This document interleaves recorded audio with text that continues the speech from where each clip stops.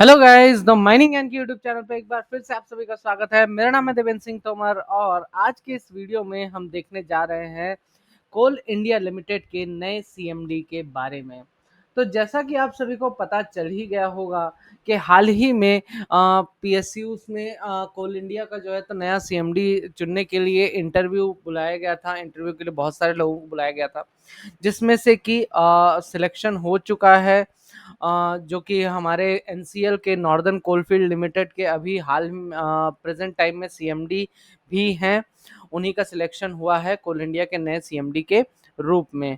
तो पी प्रसाद की जगह पर अब कौन आने जा रहे हैं? अब आ रहे हैं बी साईराम। बी साईराम, अगर मैं इनकी बात करूं तो ये अभी हाल में प्रेजेंट टाइम में करंट में नॉर्दर्न कोलफील्ड्स लिमिटेड सिंगरौली में सीएमडी हैं। और इनके पास अगर मैं एक्सपीरियंस की बात करूं तो कोल सेक्टर में इनको लगभग 33 साल का एक्सपीरियंस है, जिसका मतलब कि अच्छा खासा इन्हें नॉलेज है माइनिंग सेक्टर में। इसके साथ ही अगर मैं इनके बैकग्राउंड की बात करूं कि इनका एजुकेशनल क्वालिफिकेशन क्या है, तो इन्होंने ग्रेजुएशन किया माइनिंग इंजीनियरिंग में एनआईटी रायपुर से। और इन्होंने अलग अलग डोमेन्स में कोल इंडस्ट्री में काम किया है, जैसे कि mining operations, planning, logistics and regulatory affairs वगैरह में काम किया है।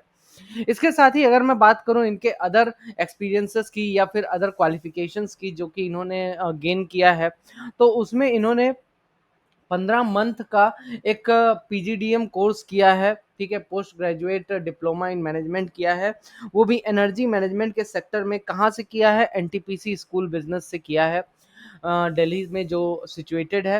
एंड इन्होंने इसके साथ ही 15 दिन का एक प्रोग्राम भी अटेंड किया था नैन्यांग बिजनेस स्कूल सिंगापुर से। ठीक है, जहां पर इन्होंने ग्लोबल एनर्जी डायनेमिक्स के बारे में स्टडी किया था। इसके साथ ही इन्होंने सस्टेनेबल एनर्जी प्रैक्टिसेस के लिए भी अलग अलग मतलब इन्वॉल्वमेंट इनका रहा है, जैसे कि जर्मनी में जाके और पोलैंड वगैरह जैसी जगहों पे जाके जस्ट एनर्जी ट्रांजिशन एफर्ट्स वगैरह में भी पार्टिसिपेट किया है। तो इनका योगदान अच्छा खासा रहा है। अगर मैं और भी ज़्यादा एक्सपीरियंसेस की बात करूं कि पास्ट में इनका कहाँ कहाँ पे पोस्टिंग हुआ है, तो डायरेक्टर टेक्निकल के रूप में भी इन्होंने सर्व किया है सीसीएल में, सेंट्रल कोलफील्ड्स लिमिटेड में, जहां पर इन्होंने कंपनी को एक ऑर्गेनिक ग्रोथ देने का काम भी किया। इसके साथ ही इन्होंने टोरी शिवपुर लाइन को डेवलप करवाया था, जिससे कि कोल का जो डिस्पैच है पूरे कंट्री में जितने भी कंज्यूमर्स हैं, जितने भी पावर प्लांट्स वाले हैं, उन तक आसानी से कोल पहुंचाया जा सके। इसके साथ ही फर्स्ट माइल कनेक्टिविटी प्रोजेक्ट्स में भी इन्होंने काम किया, जैसे कि नॉर्थ उरीमिरी सीएचपी सिलो में। साथ ही में इन्होंने फॉरेस्ट और एनवायरमेंट क्लियरेंस जैसी चीज़ों में भी काम किया, इस फील्ड में भी काम किया, क्योंकि बहुत से ग्रीन फील्ड और ब्राउन फील्ड माइंस को डेवलप करने में इनका मेजर रोल रहा है।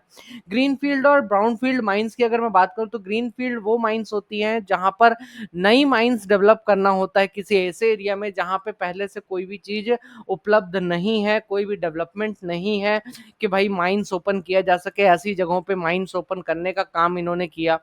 फॉरेस्ट और एनवायरमेंट क्लियरेंस वगैरह दिलाने का काम भी इन्होंने ऐसी जगहों पर किया है।